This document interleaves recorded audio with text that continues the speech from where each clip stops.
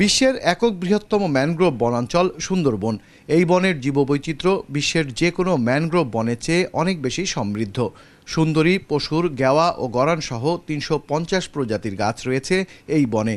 রয়েছে প্রায় ৩৭৫ প্রজাতির বন্য প্রাণী। তবে জলবায়ু পরিবর্তনের ফলে বিশ্ব ঐতিহ্য সুন্দরবন এর বৈশিষ্ট্য হারাচ্ছে। বন গবেষণা ইনস্টিটিউটের গবেষণা অনুযায়ী ২০১২ সালে বনের বিভিন্ন নদী ও খালের পানিতে লবণাক্ততার পরিমাণ ছিল ৯.৩ থেকে ১৮.৮ পিপিটি। এক দশকের ব্যবধানে ২০২২ সালে লবণাক্ততার মাত্রা বেড়ে দাঁড়িয়েছে ১২.৮ থেকে ২৪.৫ পিপিটি। আর মাটিতে লবণাক্ততা ৬.৯ থেকে বেড়ে হয়েছে ১২ পিপিটি। ফলে অঞ্চলভেদে বিভিন্ন গাছের চারা গজানোর হার কমেছে। আমাদের স্যালাইনের জন্য শিফটটা চেঞ্জ হচ্ছে, যেমন আমাদের একটু উপরের দিকে উঠে আসতেছে এবং মডারেট স্যালাইনটা এখন আগে স্ট্রং হয়ে যাচ্ছে এবং স্ট্রংয়ের স্যালাইনের পরিমাণটা বেড়ে যাচ্ছে এবং এর ফলে যেটা হচ্ছে একটা ওভারঅল ভেজিটেশন একটু চেঞ্জ আসতেছে। সুন্দরবনে এখন গেওয়ার আধিক্য বেড়ে যাচ্ছে, গরানের আধিক্য বেড়ে যাচ্ছে। 70% উপরে এখন আমরা গেওয়া পাচ্ছি এবং তারপরে গরান পাচ্ছি, সুন্দরীর সংখ্যা কমে যাচ্ছে।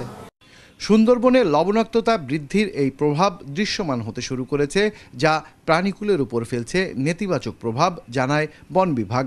আমাদের মাছের প্রজাতির ভিন্নতা চলে আসবে। এমনকি আমরা যে বাঘ গণনা করি সেখানেও আমরা দেখেছি যে পশ্চিম দিকের থেকে পূর্ব দিকের ঘনত্বটা বেশি। কটকা, কচিখালী এবং হারবাড়িয়া, চাঁদপাই এই অঞ্চলে বাঘের ঘনত্বটা বেশি। এটার কারণটা হলো এখানকার পানির লবণাক্ততা কম। তবে গবেষকরা বলছেন, লবণাক্ততা বৃদ্ধিসহ নানা কারণে সুন্দরবনের উদ্ভিদ ও প্রাণীকুলে পরিবর্তন আসবে, যার মধ্য দিয়ে সৃষ্টি হবে নতুন বাস্তুসংস্থানের। এই পরিবর্তন বুঝতে সুন্দরবনের প্রাণীকুল ও জীববৈচিত্র্যের উপর আরও গবেষণা জরুরি। আমরা খুব বেশি কনসার্ন যে সুন্দরবনের সুন্দরী গাছ হারিয়ে যাচ্ছে, লবণাক্ততা বাড়ছে, এগুলো সবগুলোই সঠিক আছে। কিন্তু ম্যানগ্রোভ যেখানে জন্মাবে তার হ্যাবিটেট হচ্ছে কিন্তু স্যালাইন ওয়াটার। অন্য উদ্ভিদ কিন্তু সেখানে জন্মাবে। এটাই হচ্ছে সাকসেশন বলি বা ইকোলজির যে সিস্টেম, একজন থাকবে, সে চলে যাবে, আর একজন আসবে। বাংলাদেশের অংশে ৬,০১৭ বর্গ কিলোমিটার আয়তনের সুন্দরবনে ৬৯ ভাগ বনভূমি ও ৩১ ভাগ জলাভূমি। মোস্তফা জামাল, মাছরাঙা সংবাদ, খুলনা।